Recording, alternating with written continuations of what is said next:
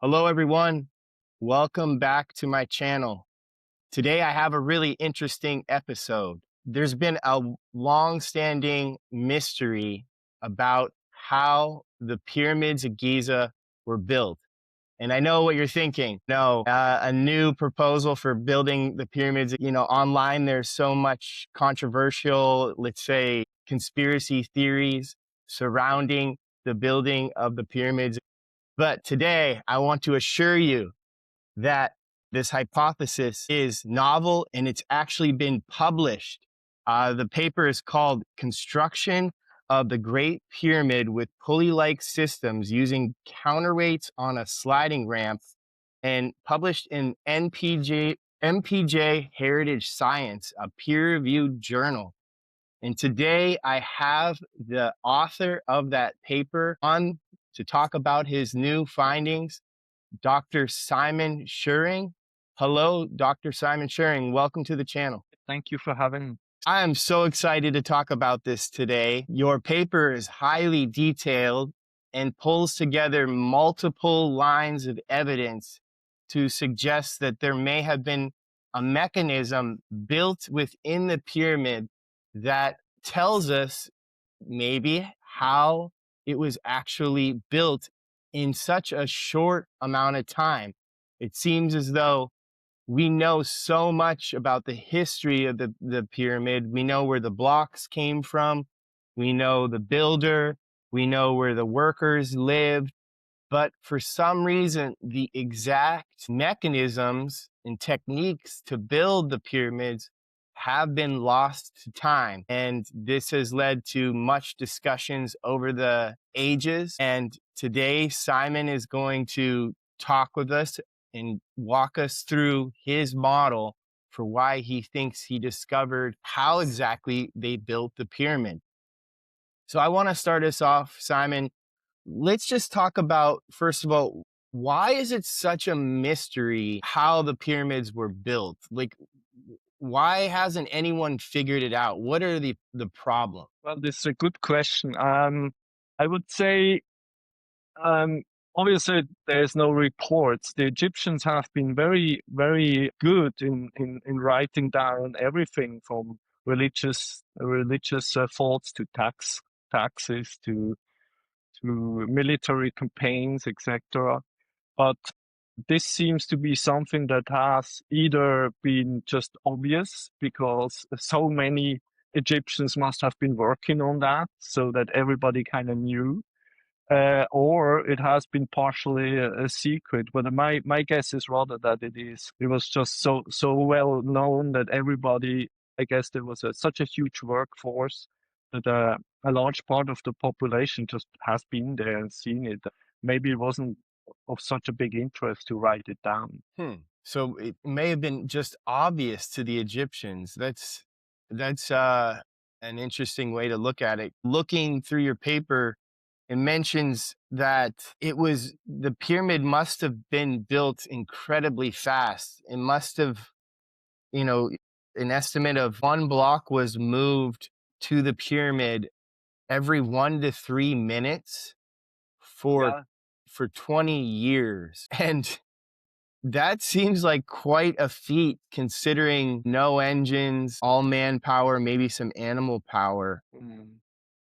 So it is very strange that there's no diagrams, papers, Yes. recordings, or anything like that. So maybe let's start us off, when you, how did you get interested in this? And maybe when you were looking at the pyramid, what was like the first light bulb that went off that kind of inspired you towards this new model you published? So let me go back to what you just said. So this kind of estimate is very consensual, right? So basically, we can obviously calculate the volume of the Great Pyramid with very good precision. So that is not a doubt. Then people have made estimates based on the blocks that are visible to the eye and those that are visible inside, what the average block size would be roughly, and that comes up with this roughly 2.3 million blocks.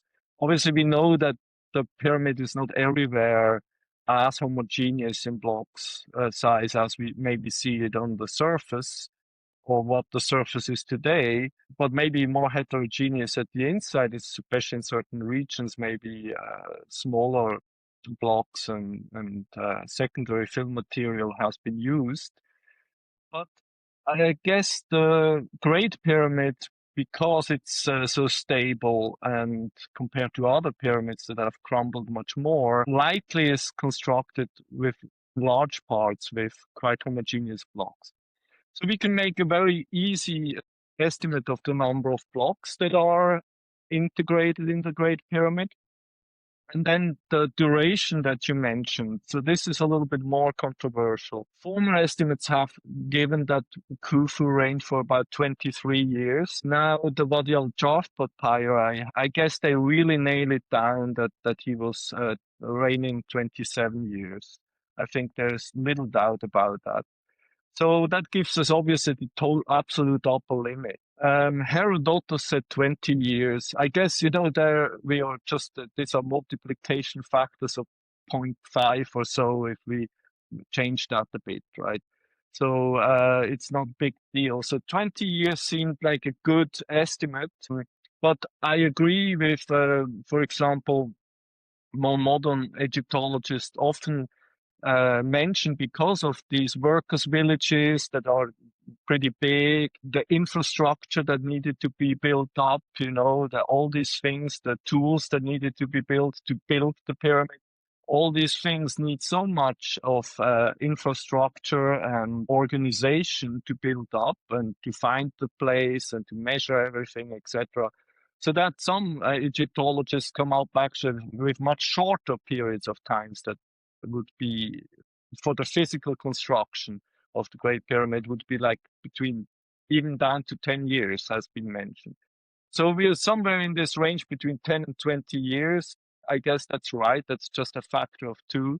And then you take the number of blocks, and then you can get a pretty good estimate of, I in my paper, I used a 16 hours work day, which is probably a very large estimate. I guess 12 hours is more appropriate, maybe, if you look at the sunrise and sunset, etc. But then you assume just the infinite number of people, and you come up with a number of about 1 block per minute. So that's the speed limit that must be met. I guess everybody would agree with that. And then I came to my motivation was obviously, I visited the pyramid and I looked at it and I saw the elements, the architectural elements, and I came from the side to think that it is impossible that such a gigantic building does not carry itself signatures of how it has been built, especially because we must assume that there's some sort of rather primitive construction methods at work. So given that, I started really from the idea that there must be a certain number of amounts of signatures in the architecture and in the masonry of the pyramid that give sufficient hints about how it's been done. And then, in addition, obviously, comes along the justified criticisms with the generally put forward ramp theories, right? There is really quite a number of things that seem questionable. And also the ramp theories do kind of just propose a way how it's built, might be okay, but they do not imply or explain the masonry features in that sense. It's kind of like you make a theory of the construction that's in parallel to what is observed. Okay, the ramp theories, I've looked into this a little bit, and there are problems with the ramp theories outside of the masonry evidence that you show and talk about in your paper. So maybe let's talk about what are the major problems to the ramp theories. Well, so obviously the physics of weight on a ramp is very well described. I think we all have, many of us have seen this in in later high school. So basically, pulling a weight up a ramp goes with the sine of the inclination angle, and the sine obviously is almost linear for small angles. So basically, from 0 degrees to 25 degrees slope, you increase from 0 to 0.5 roughly the sine of. And on the other hand, the friction coefficient goes with the cosine, and the cosine is very flat when it comes from 0, right? So you must, for shallow slopes, friction is very high. Obviously, Egyptologists have thought that through, and this is why Egyptology has proposed early on these long ramp models, because these ramps, to be acceptable, physically acceptable, they would have to have an inclination of about 1/10, meaning 10% ramp, meaning an angle of about 5.7 degrees. For the humans to be able, and probably you've seen these models, but then comes the problem that obviously, since the pyramid is about 150 meters high, it was probably 147 meters high, it would be that this ramp would be 1.5 kilometers long with a 1/10 ratio of slope. And obviously, then if you calculate the volume of that ramp, that would be about 2 times the volume of the pyramid. And obviously, there would have been, there should be traces on the Giza plateau and so on, and remains, etc., etc. Has been discussed a lot. And there's just no architectural and archaeological remains of such a ramp. So that's kind of why the long ramp model has been kind of given up, I would say. And as a helper somehow came the different types of spiral ramp models have been Yeah. proposed.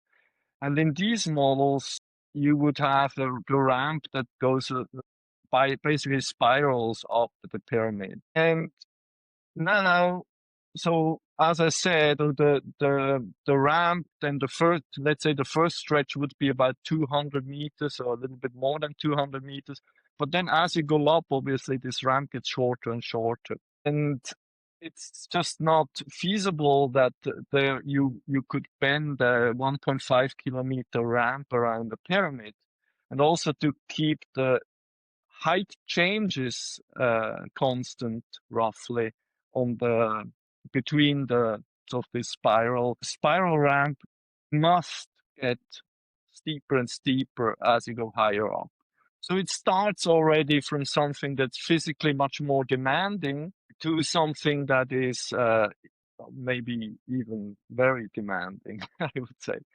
And then comes other problems with it. Some people have criticized that any ramp model, a spiral ramp model, where you would have this ramps on the outside build of the pyramid, would have hampered for the architects to do the necessary controls of the architecture of the sides and the angles and so on, and that such a pyramid could not have built with this extreme precision when you have basically all the faces covered with these ramps.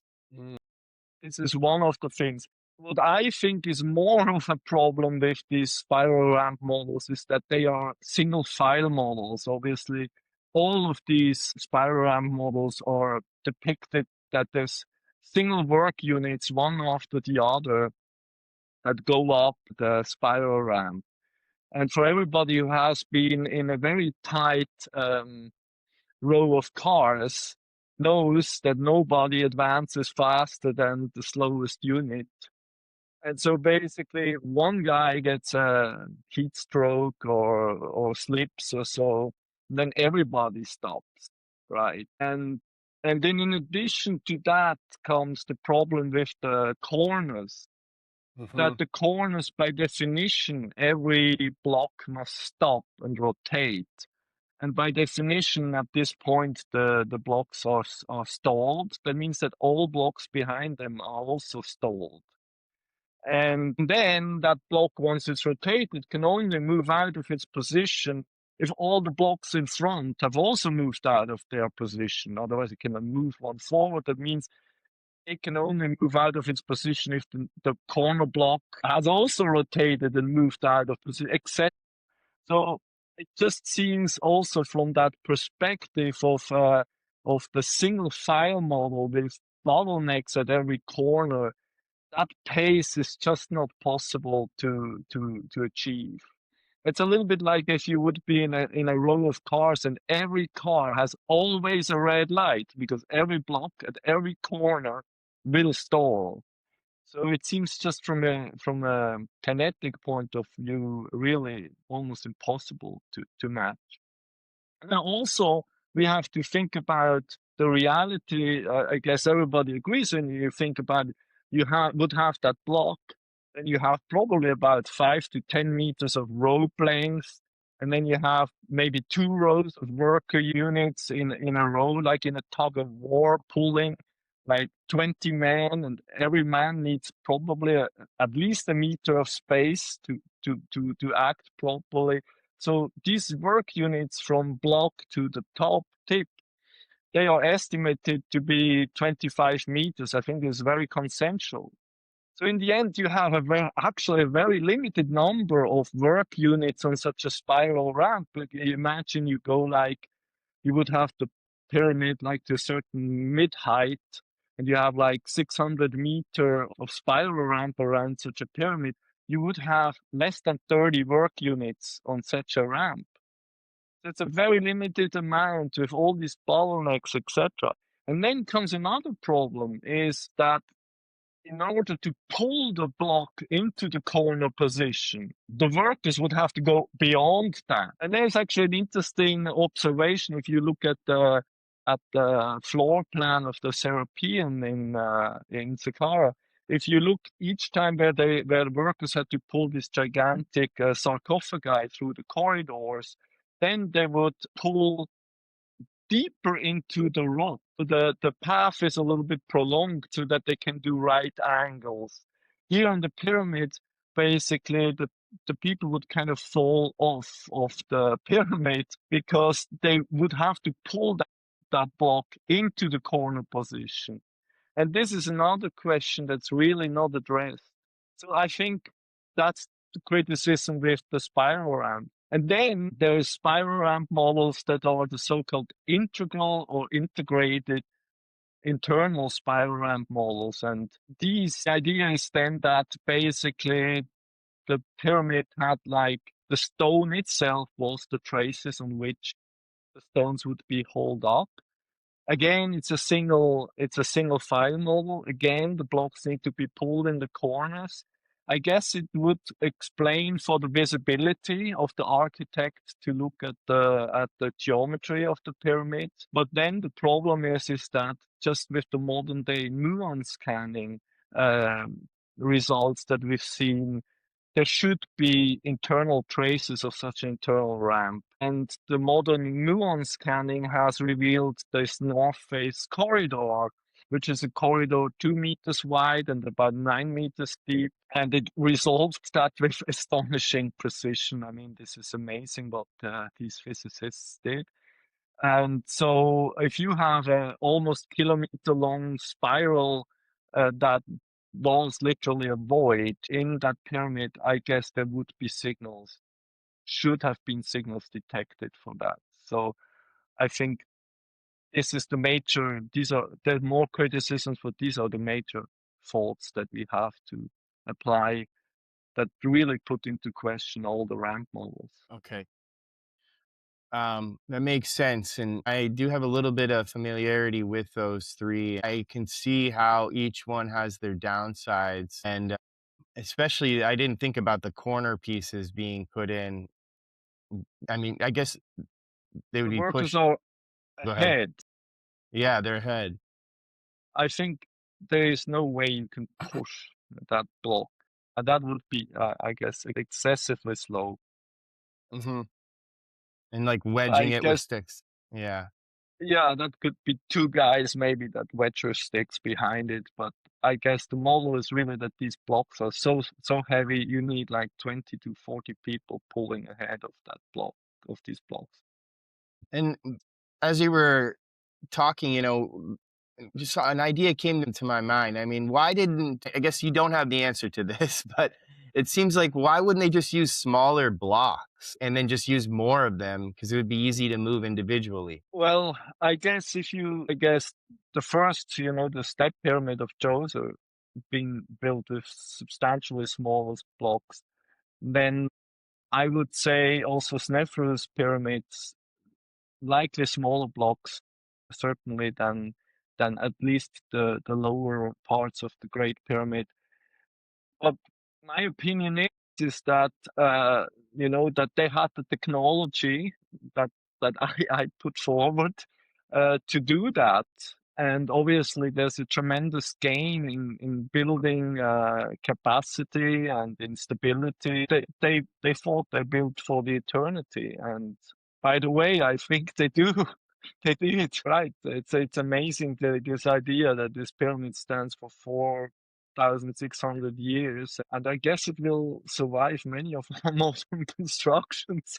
It's my guess. So maybe, yeah, the big blocks they figured out a way to move them anyway. And there might have been a stability component to those big blocks that weren't available to the smaller blocks.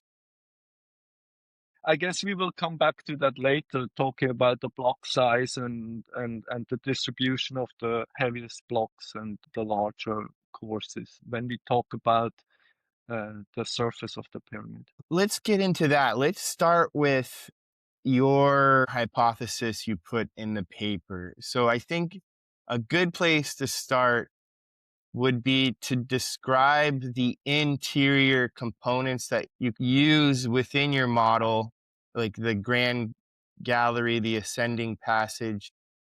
Do you think that would be a good place to start the discussion about exactly the Yeah, mechanisms that you put yeah, forth? I think it's a good point. So I sent you this slide where I kind of lay out the observations and intuitions, and there is several observations that kind of motivated the model.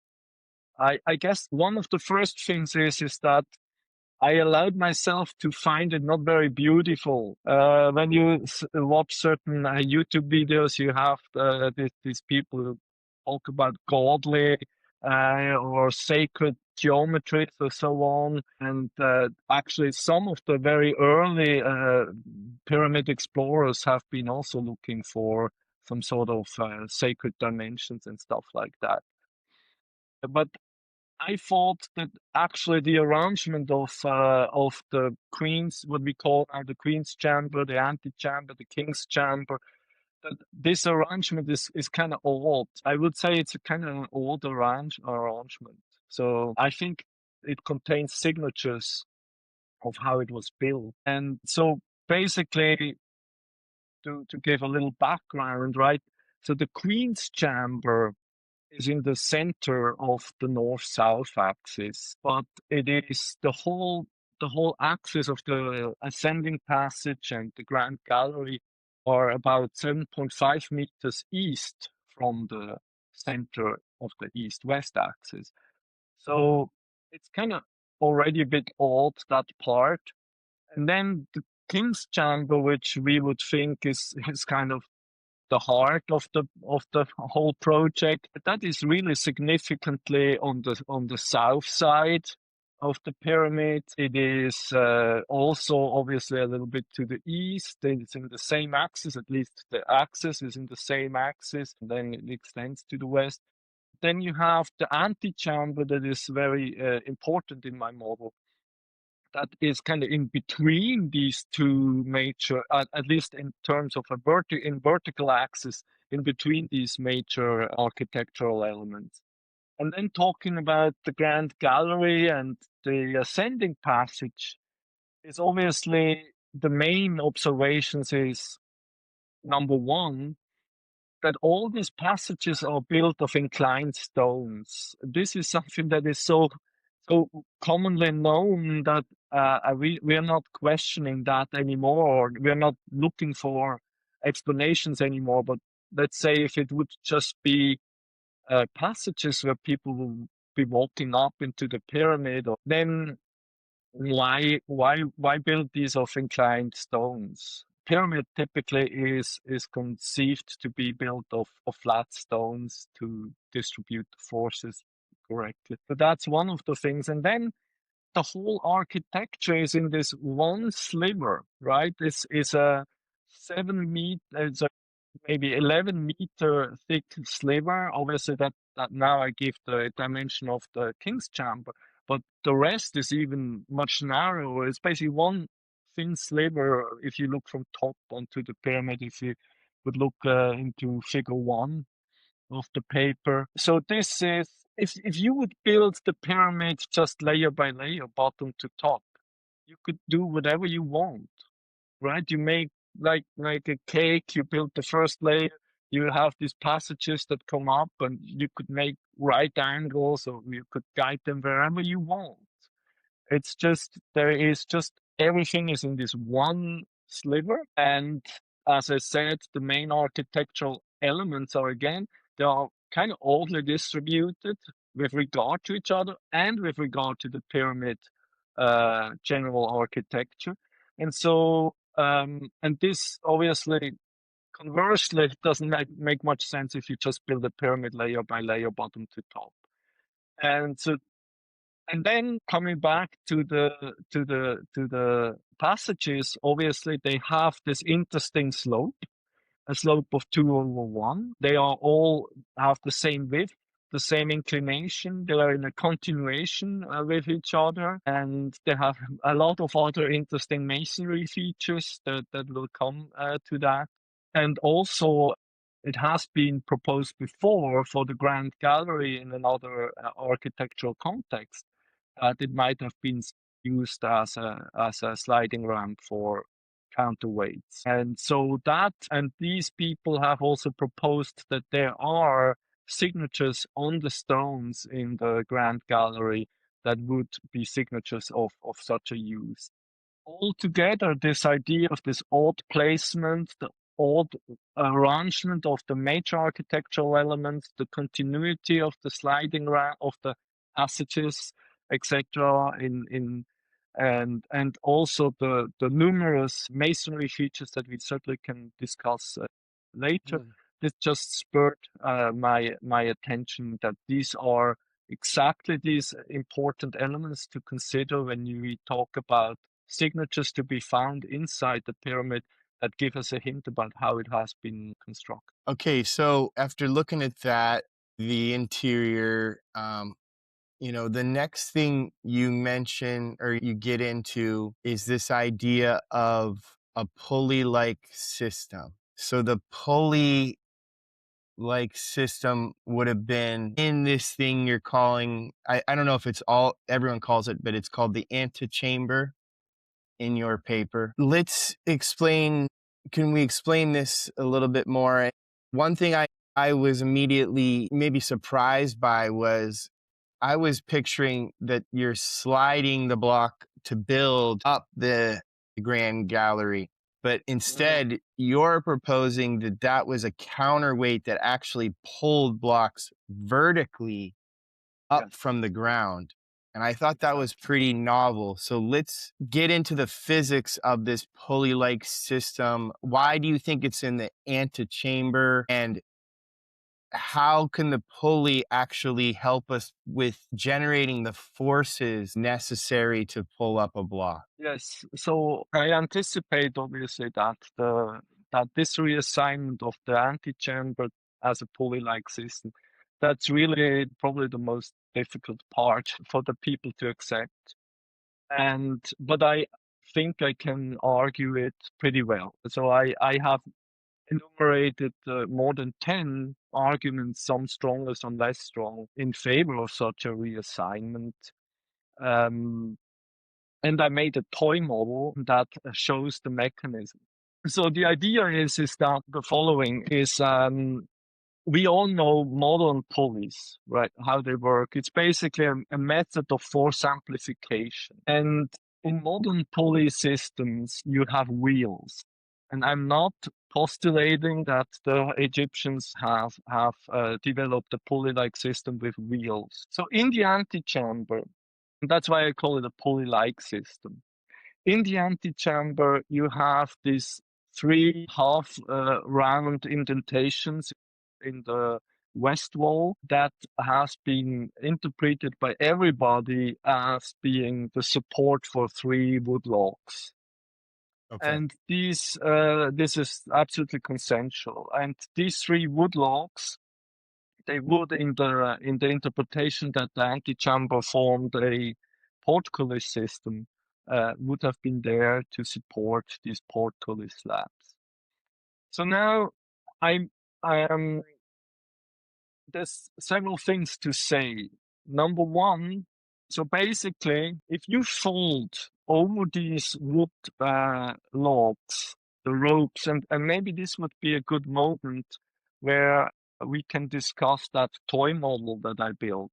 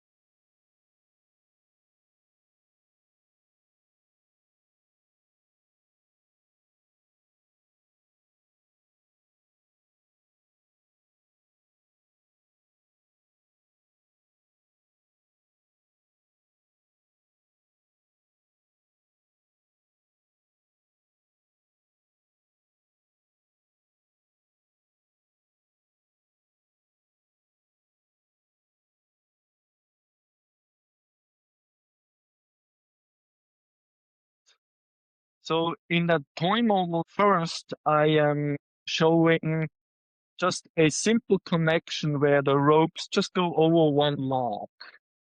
And obviously then the weight that pulls downwards pulls with mg, depending on what the mass is. And the mass on the slope, and the slope, as we discussed, has all slopes in the pyramid have a slope of 1/2, which is 26.5 degrees, gives you 0.47 times the gravitational force. And as such, obviously, you have that would not. So if you just do 1-to-1, it pulls it the other way, and the weight, you can't lift anything. It would assist you, obviously, in your work to have a counterweight there. But now, if you fold that rope twice over such these logs, then you have basically 2 times the length of the rope. So basically, in order to now pull on that weight, you have to shorten 2 times the rope length.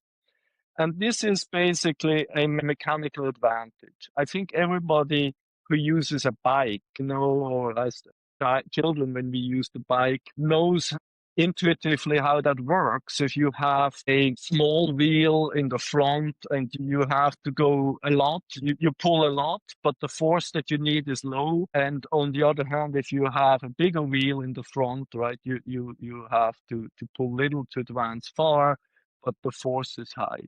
So basically, if you, in such pulley-like systems or in pulleys, the force that you need to lift an object is just divided by the number of rope stretches that connect to the weight that you want to lift.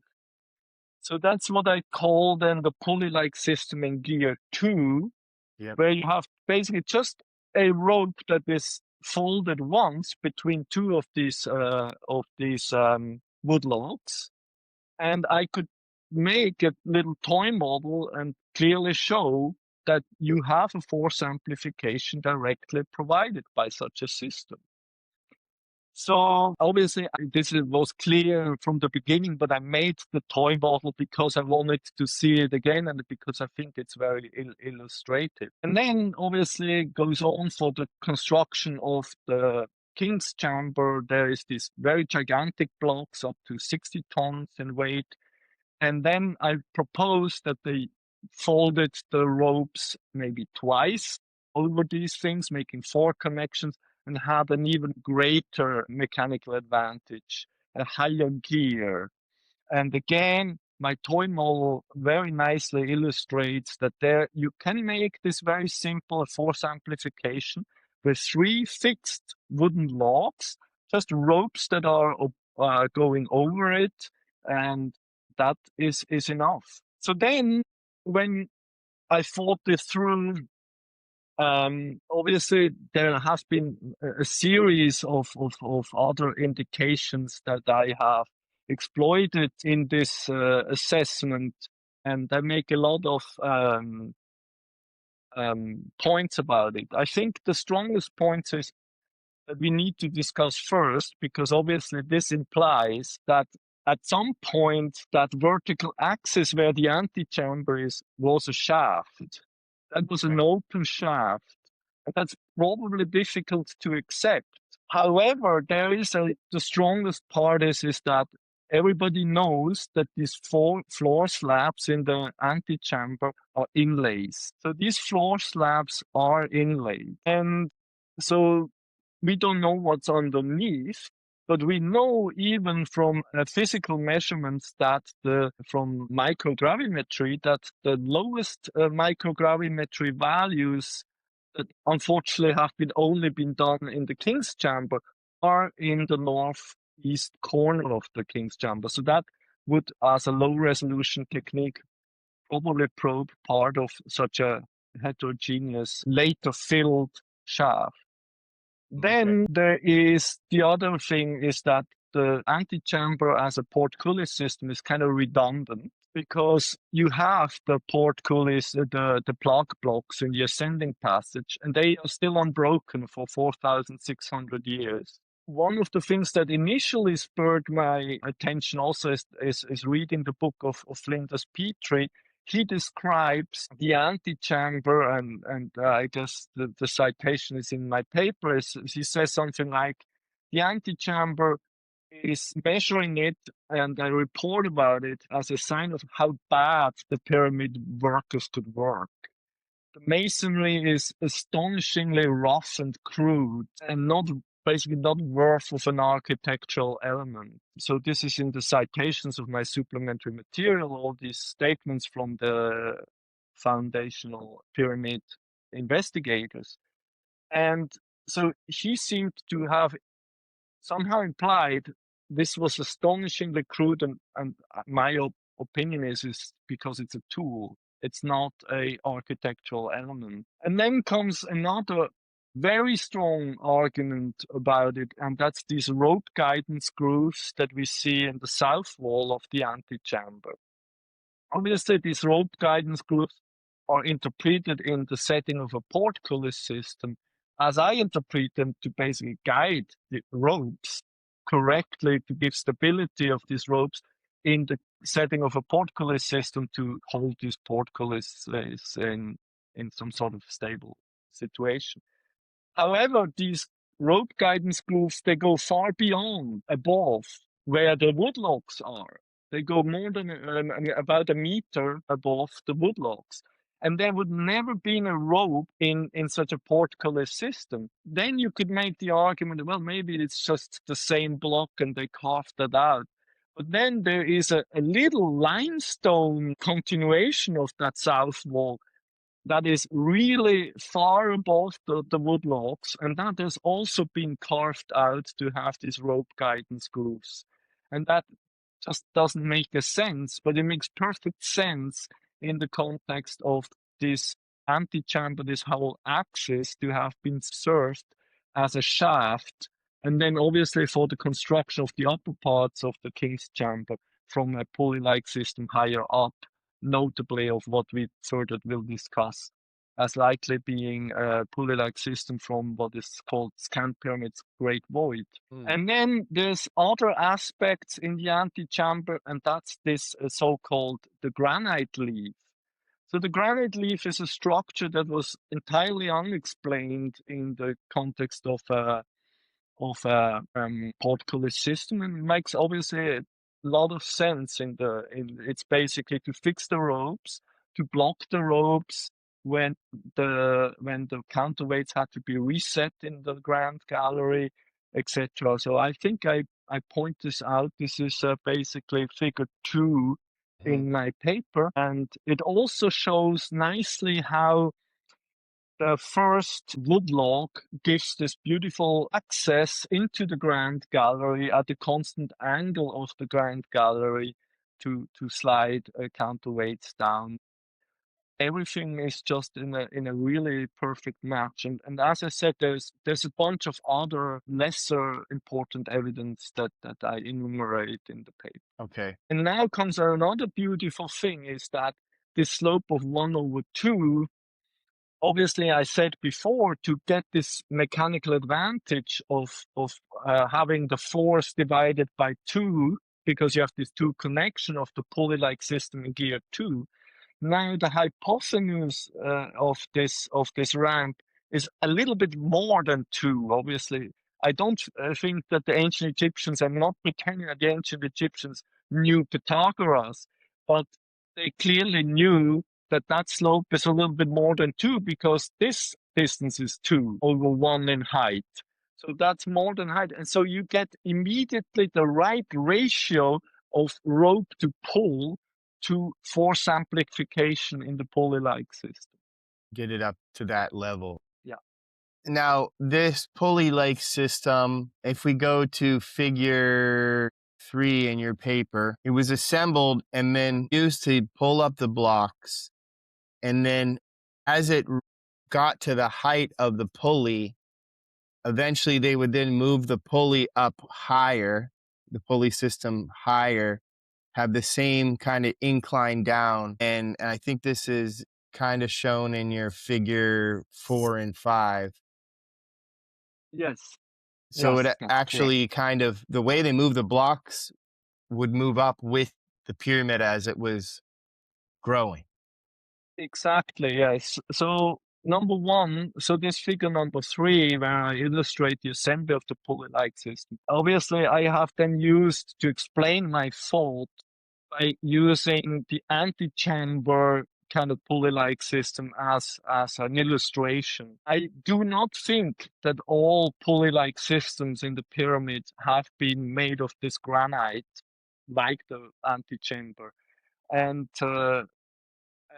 I think that the antechamber is kind of like a specifically sturdy tool that was used to build these major architectural elements. I guess for most of the pyramid construction, also on the surface of the pyramid, they got away with very good wood constructions of pulley-like systems. This is the illustration that I used so that it's clear. And you're absolutely right. So the idea is that you have a ramp and the ramp grows, and you always have the pulley-like system at the front of that growing ramp, and you do that gain, and you pull stones up. And then you can extract also the blocks while they hang on the ropes. So you go up and up. And we will discuss when we talk about the surface of the pyramid of masonry evidence that supports that model. So then you basically pull these blocks to the side and you build up, you have a growing wall basically in front of the pulley-like system, and you grow it up, and then you set the pulley-like system one step further up. Mm.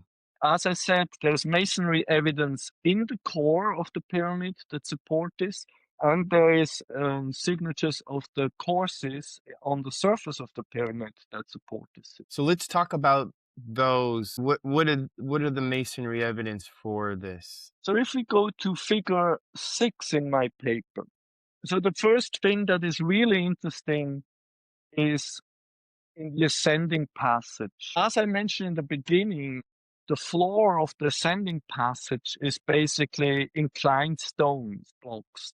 And then most of the blocks are having on the walls, the sides are having their joints are perpendicular to the slope of the passage. But every now and then you have a joint that is vertical, that is really vertical and basically straight with regard to the pyramid axis. And these blocks are called the so-called girdle blocks. And according to my model, these were the blocks on which, at intermediate stages, the Pulley-like system would be facing, so that these lateral forces would be absorbed by that.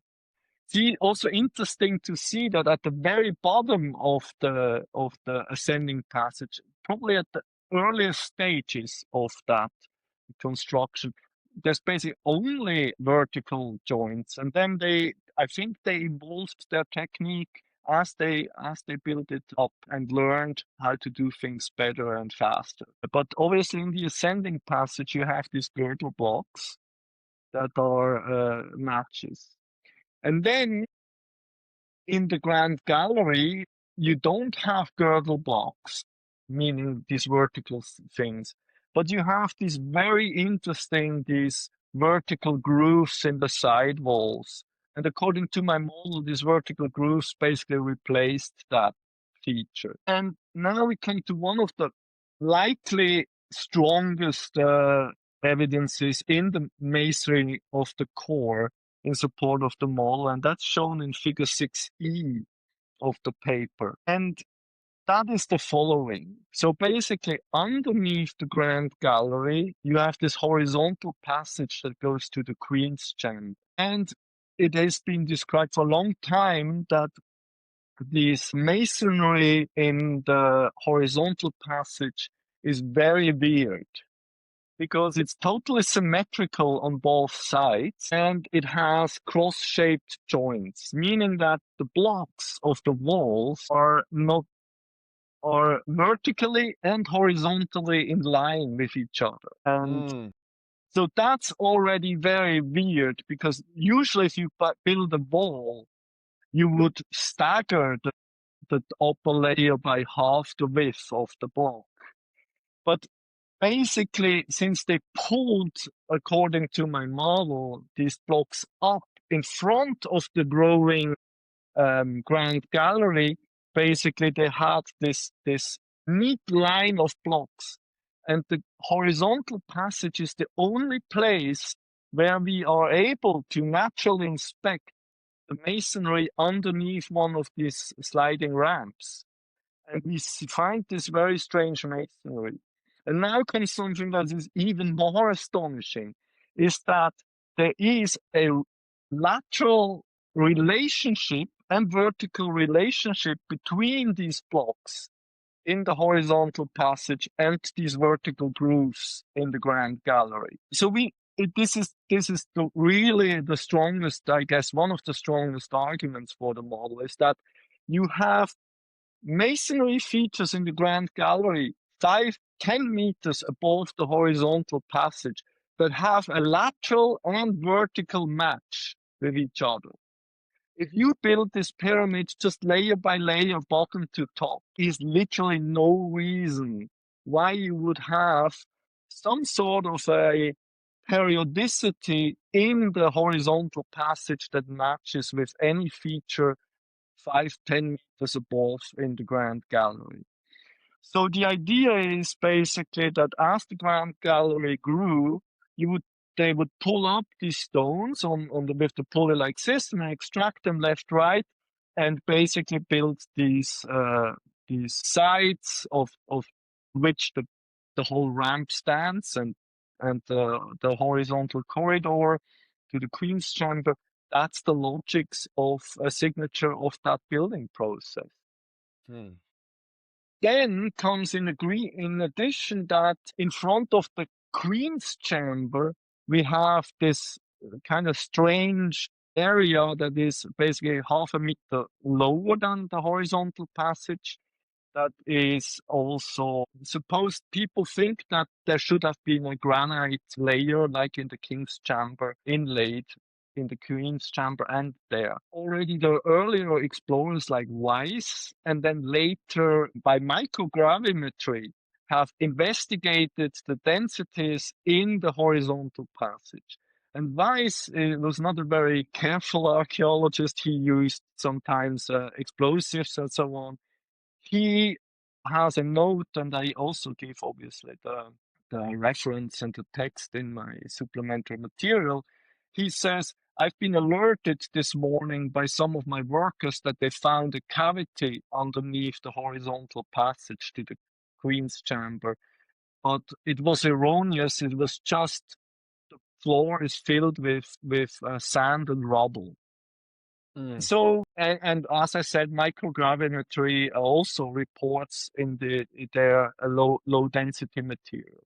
So the idea is that the pulley-like system advanced in the Grand Gallery forward, and there was basically always this below, and they filled it up with secondary fill material and filled it up and put the blocks on top, at least two relatively good layers.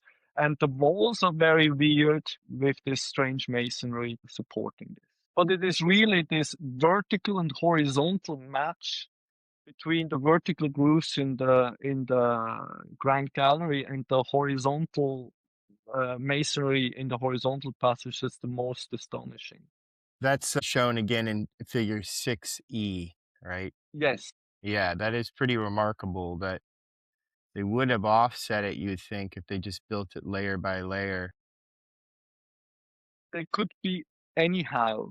I mean, I guess they would also not have had these strange cross-shaped joints in the horizontal. Okay, now figure 7. Let's talk about this a little bit more. You mentioned the concavity here. Yes. Now, how does this connect with your theory, your Yes. hypothesis?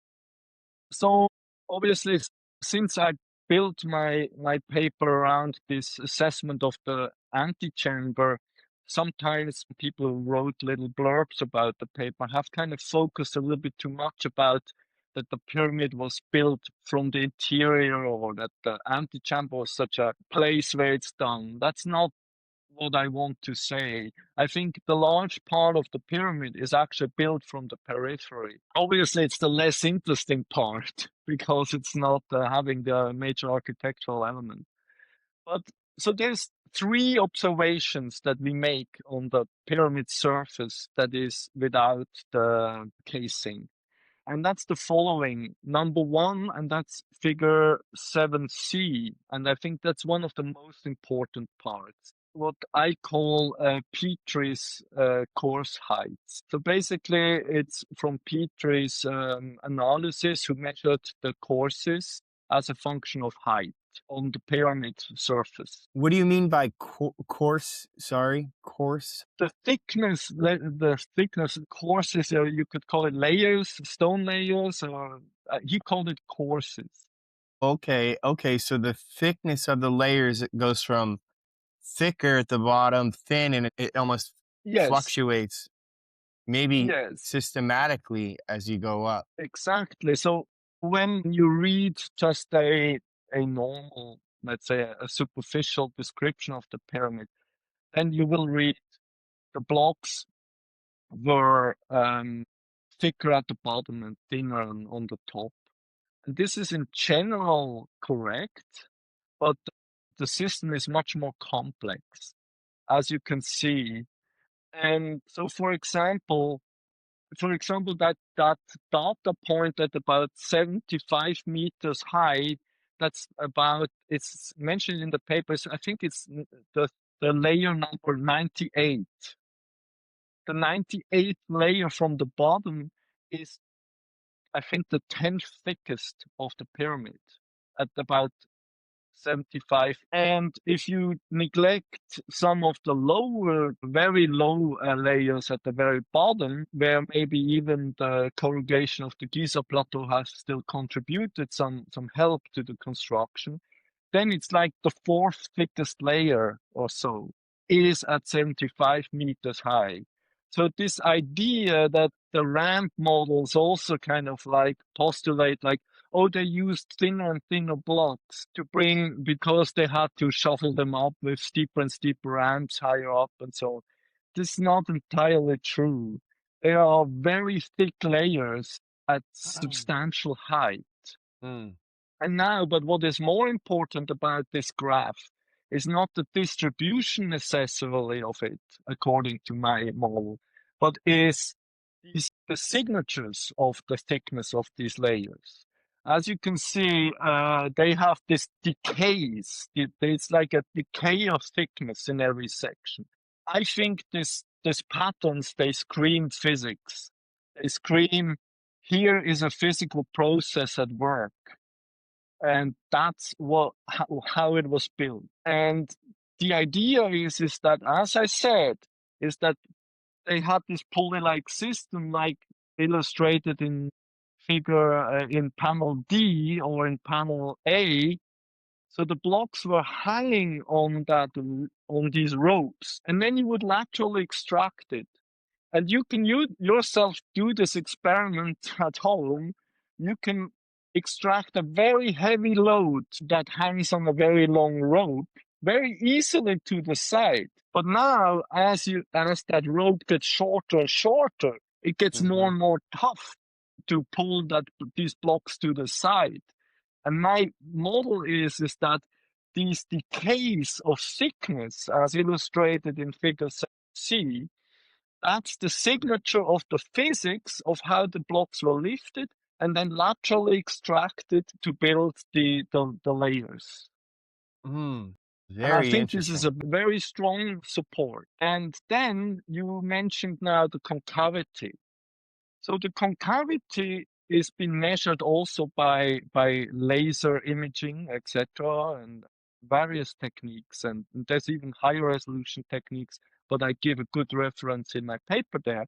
So because, as I illustrate in the panel D, because the blocks had to be brought to the footing of pulley-like system. And the footing of the pulley-like system must be rather on a vertical axis. So they needed to bring the blocks to the foot of the pulley-like system. So naturally, as illustrated in panel D or in panel G, you could have already the edges of the pyramid may be defined, but the middle where the pulley-like systems were positioned had always be accessible until the very end on a vertical position.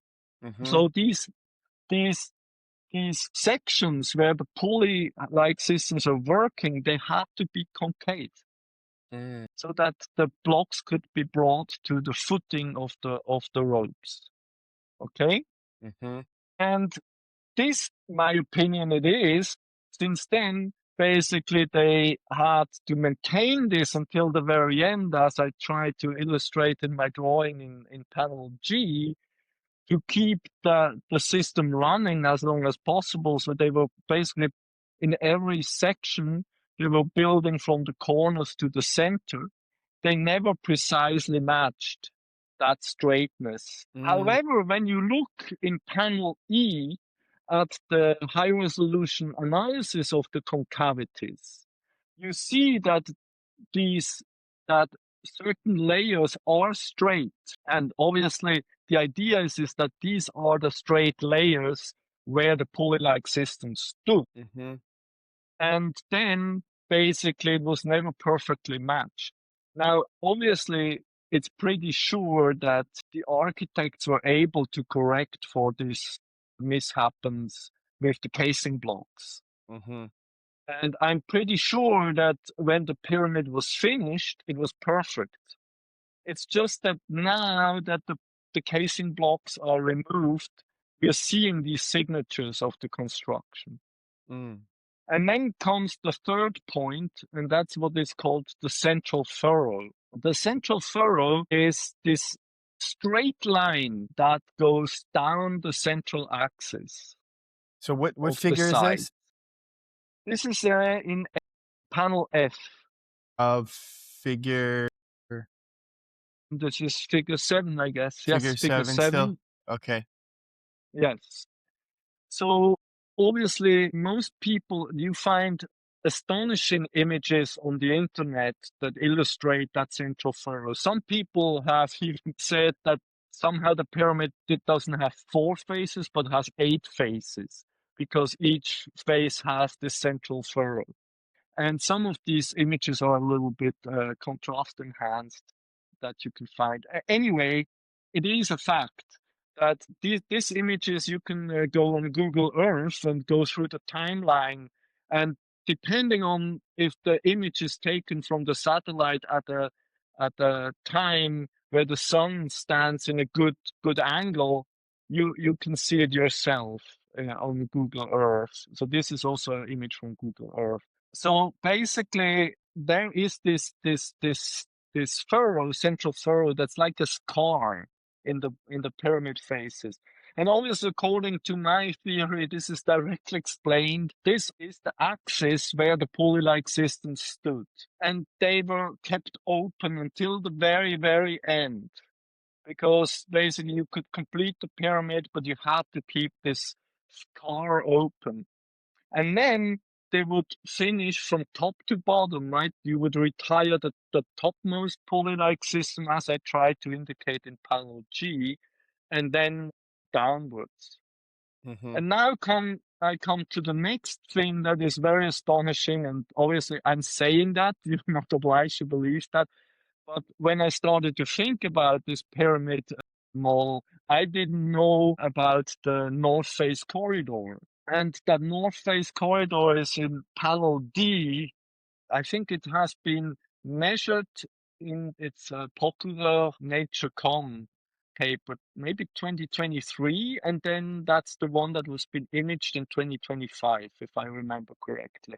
So this is exactly what the model would have expected to find, and that's a horizontal connection of the top of the first pulley-like system that connects laterally to the footing of the next one. Mm. And obviously, as they completed the sections, these pulley-like system sections, they had to cover them somehow. So my proposal is that these horizontal corridors, such as the Scan Pyramid's North Face corridor, should be one of these expected connections that allows the transfer of blocks from the top of one pulley-like system to the footing of the next, and so on and so on. So that's the 3 signatures on the surface of the pyramid. That is the coarse thicknesses in these very strange sections of decaying height that I think is a signature of the physics of the building process.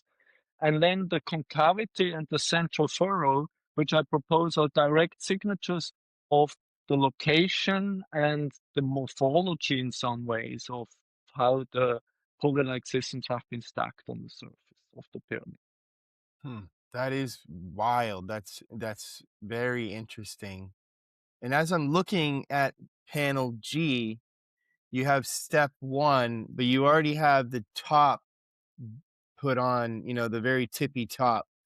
How do you propose they got that top part up with the pulley system? Would they have a pulley above it, or are they kind of using the whole pyramid itself to drag it up to the top? Now, this is a very good question. As you can see, if we look in panel C, if you magnify panel C a little bit, the problem is that we are not seeing the uppermost stones since the top has been destroyed.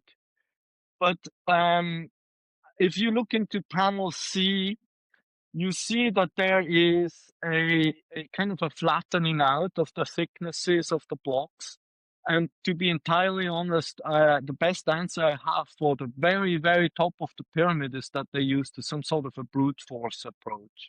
These blocks then are maybe a little bit more than half a meter thick, maybe 55 centimeters thick, and they get also a little bit lateral, a little bit smaller. I assume that at the very end, probably shuttles or brute force, maybe blocks that weigh 500 kilograms or in that range, Mm, maybe they can be just brute forced. I'm not okay. seeing much of a signature up there. Okay, and then the missing blocks, in theory, could be even thinner or smaller than what they have up to like 140. That, yeah, with Yeah. the brute force and some kind of oxen. I'm looking at the pyramid and just modifying your idea. If you have it up to 140, couldn't you then build the ramp on the side of the pyramid and have a rope system that goes entirely over that drags these smaller blocks up the face of the pyramid to then brute force be put down? It wouldn't be as force distributed as the multiple pulley system, but Yeah, maybe that's obviously, I yeah, yeah. I've been thinking along similar lines. I just don't have any evidence in the masonry about that. Yeah, you could imagine that pyramid faces could be started to use maybe with some wooden additions, or if the casings Yeah. were already there. And then you could even imagine that if the blocks get a little bit less heavy, then that maybe workers, if you have 10 blocks of 50 kilograms, that makes also 500 kilograms. You could at some point imagine that maybe individual workers could just do the brute force approach and carry up 10 meters, a 50 kilogram block, and create a counterweight or something like this. Yeah. But as I Yeah. said, it's just that I have ideas like yours, but there's obviously no masonry evidence up there anymore. Okay. Yeah, that makes sense. And even when you build a building, put the very last part, sometimes you have to climb up on the roof to put on it. So once you have the major structure there, then things can kind of change. Mhm. Now, what was I thinking? Now, the antechamber was then you're kind of proposing it was there and it was built of granite, so it was extra strong. Now, this Yes. is kind of maybe, correct me if I'm wrong, it was built in the middle and extra strong because it was building like the core base with the very larger blocks. And once you had that kind of core in there and the pulleys kind of moved up and outward, they didn't necessarily have to be as robust as this granite antechamber. Is that what So you're I think thinking? we can Yeah, I think we can get back then at the end to figure eight and how everything integrates. But maybe when you ask about these heavy blocks from the King's Chamber, we should go back to figure that's figure six, right? Okay. So the upper parts. Right? So if we look at figure six and the part A, but now the upper part of part A, right? So again, in order to build now the upper parts of the King's Chamber is this area where you have these gigantic granite beams. That's these granite beams that weigh up to 60 tons, and that, by the way, are also uh, some of the major problems with ramp models, right? Because these blocks are really very difficult to imagine how they brought them up there. So now the model obviously proposes so far only to bring things up to the area, basically the base area with the antechamber pulley-like system to the base area of the King's Chamber. However, you have now, and again the model would have proposed that you should have an upper pulley-like system in the core that allows you to construct these upper parts of the King's Chamber. And again, there's already evidence for that, and that's Scan Pyramid's Big Void. Mm. Admittedly, Scan Pyramid's Big Void, a paper in Nature in 2017, does not tell us if the Scan Pyramid's Big Void is a horizontal or a tilted structure. And it is a strong prediction of my model that it must be a tilted structure and it should have also a slope of 1 over 2. If it is a flat structure, then would be a strong contradiction to my model. I can just openly say that. Hmm. And so basically the idea is that it goes into a pulley-like system that is pretty homologous to the antechamber. And then the antechamber now has been retired, and now they're pulling the blocks on these beams all the way up. And again, I believe they were not able to manipulate these beams efficiently by hand. I think they placed them more or less while hanging on ropes. They were busy pulling them up, and then, I mean, probably they could manipulate them a bit, but the idea is also from what we said in the very beginning, that all architectural elements are in that very thin sliver of pyramid. I think everything is limited to this combination of pulley-like system and sliding ramps that allows them to build in this axis. And so they would then build these upper parts of the king's chamber, which is called the so-called weight relieving chambers.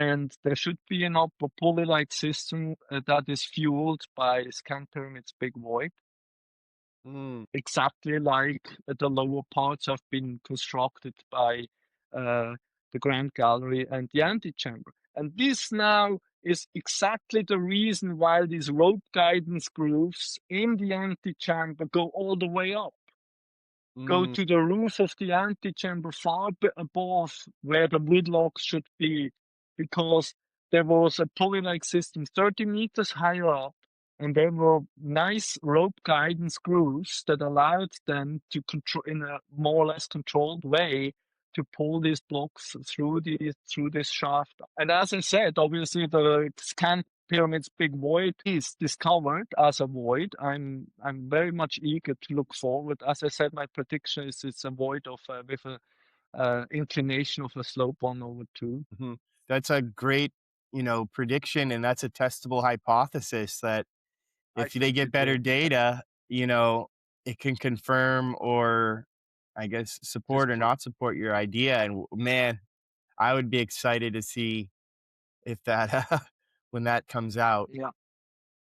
Um, Yes. and then that's the fact that your model here even incorporates that void, which was pretty recently discovered, is really it strengthens this whole thing that the void wasn't even known. And your thing in your prediction here is that it could be the ramp. Now, when I'm looking at the counterweight to lift these blocks must have been pretty big.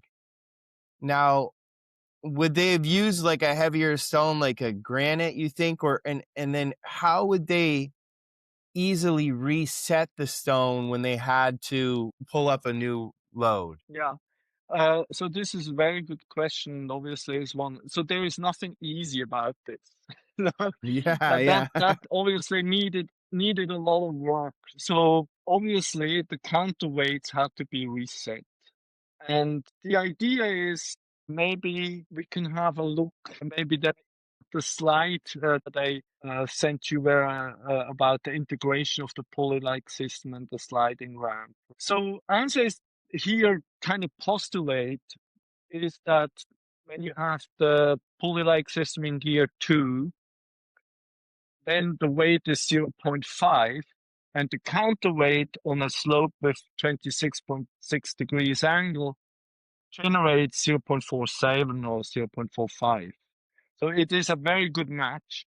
And the height that you have to compensate is 2 times the rope length, and this gives you 2 times the rope length. So there is this perfect match. Now you talked about the the resetting, right?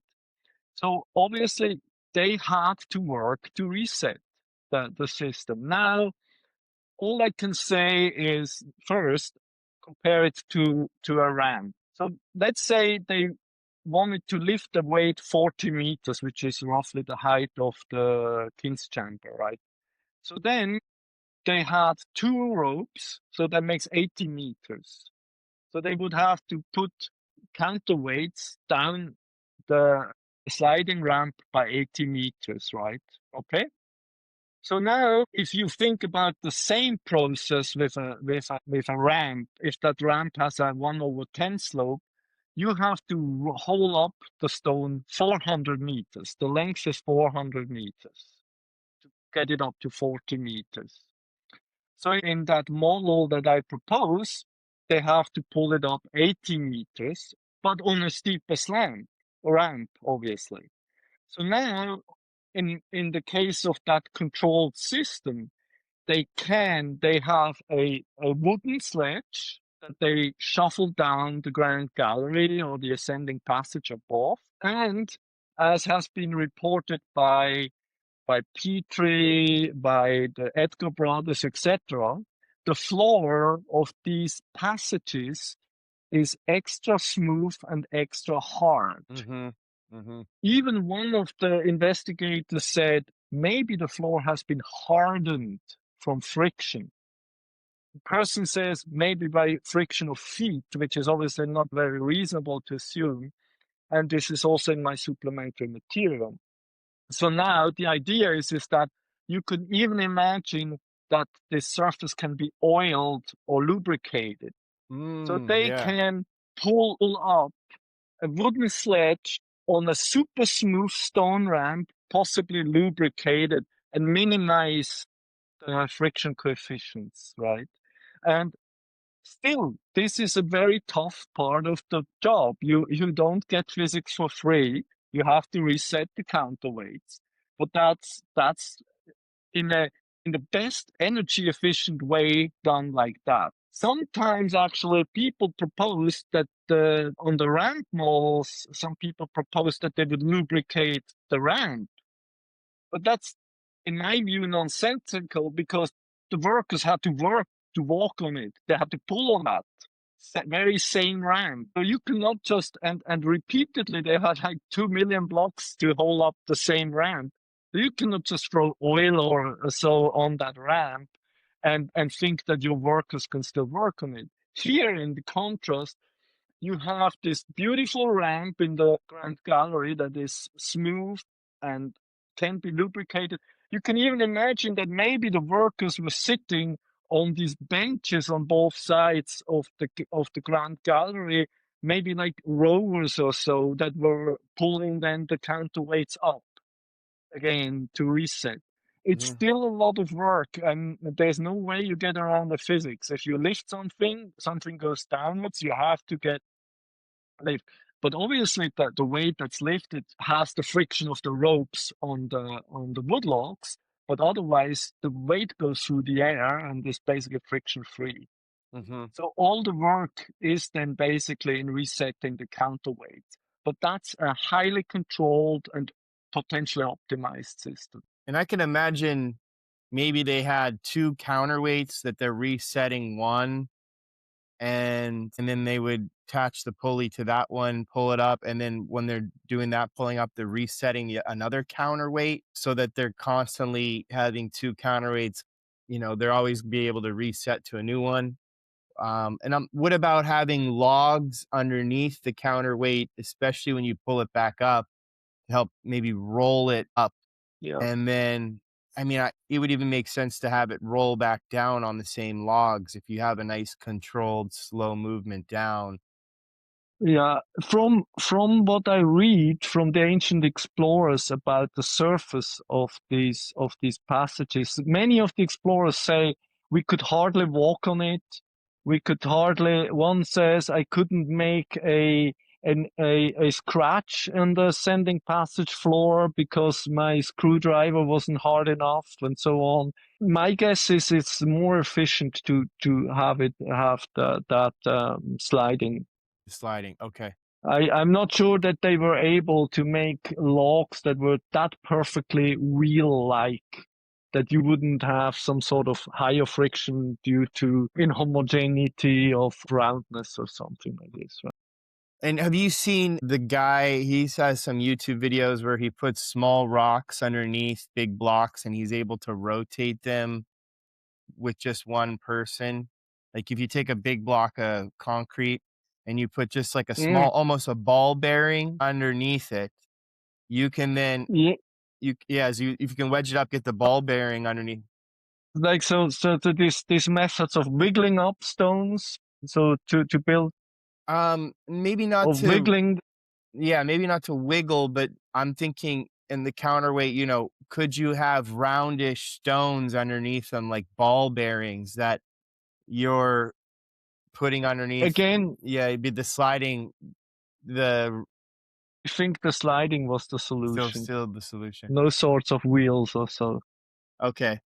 And also when you're resetting the counterweight, you could use the same rope that you use to pull up the weight to help. Mhm. You could have a group on the ground pulling, and then another group pushing the counterweight. So you're almost amplifying it the other way, or reverse way. That would help you quickly reset the counterweight, and then lift the weight, and then do that. I have also developed some hypotheses how it's been done. If one can use again a force amplification for resetting the counterweights, but there is no masonry evidence for that, so I'm not going into these details. But I would like to go back quickly to Okay. figure 2E, 2E. 2EF. So basically, in that, when you have just the pulley-like system in gear 2, as I say, you have basically a perfect match between 2 times the rope length and 2 times the rope that you pull. But if you have something in like a pulley-like system in gear 4, like I would propose for the very heavy beams, then you would have to reset the system while the weight is hanging on the ropes. And this is where I believe that the granite leaf comes into play. That's in the antechamber, and it's a beautiful system. It has a little knob on the north face. It's 2 granite blocks actually, one on top of the other, and it has a little knob on the north side. It's perfectly matching, obviously, the idea that you basically block and you're hindering the reverse action of the system. You reset the weight in the grand gallery and descending passage, and then you do a second round, because now you need 4 times at least the rope length to pull Okay. for the given height. Yes. Was this all done with manpower, or do they have evidence that they used like oxen or horses for any of this pulling or No, I'm pushing? convinced this is all manpower. This is inside the pyramid on the masonry. This is all manpower. Also, maybe we can briefly refer to supplementary figure S6 and the work of, I think, the excavation by Hassan, if I'm remembering, yes, correctly. Basically, just to mention that there have been found, at least in the Old Kingdom, tools that have been interpreted like pulley kind of systems, pulley-like, at least to redirect the force. I think otherwise people will think this comes completely out of context, but there have been tools discovered from the Old Kingdom that indicate the possibility. And Okay. it's my conviction that it was the new technology that spurred the pyramid age. So I think that they discovered a mechanism, and that allowed them to build the pyramids, rather than the kings like, I want to have a big pyramid, find me a Mm, solution. mm. Yeah.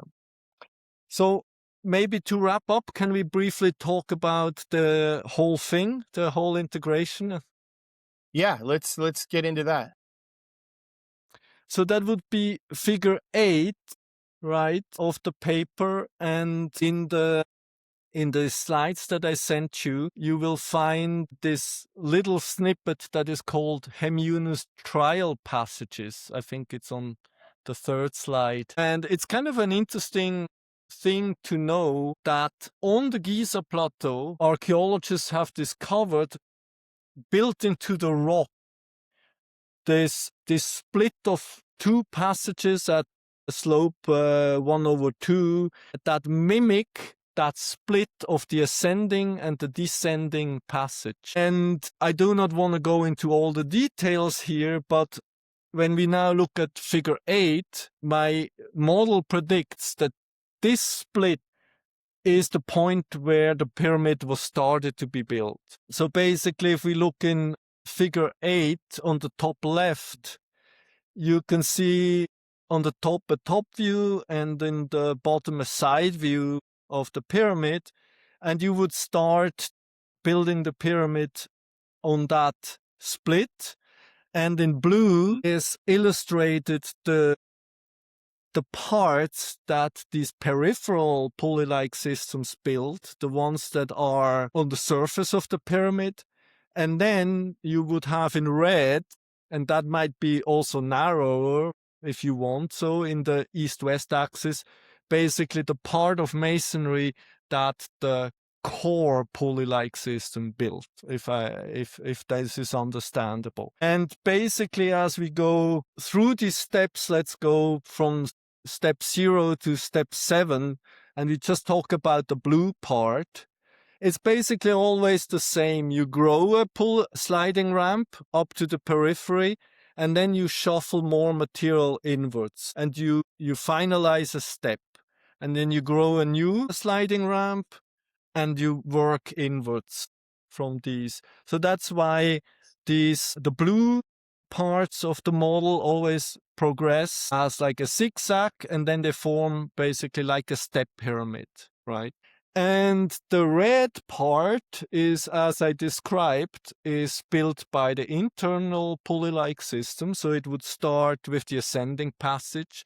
You have the girdle blocks, and then the grand gallery with all the vertical grooves. And then at the step number 4, right there, you will have, because I use this section view across the pyramid in that axis where all the passages are, you have basically in white, you can see what I propose to be this vertical shaft. That is very instrumental to build all the major architectural elements. And once you reach height, the top of the King's Chamber, somewhere between step 8 and 11, basically that axis is likely filled up with fill material. And from then on, it's just that the whole pyramid is built peripherally from the peripheral pulley-like systems. So there is one last thing I would like to say,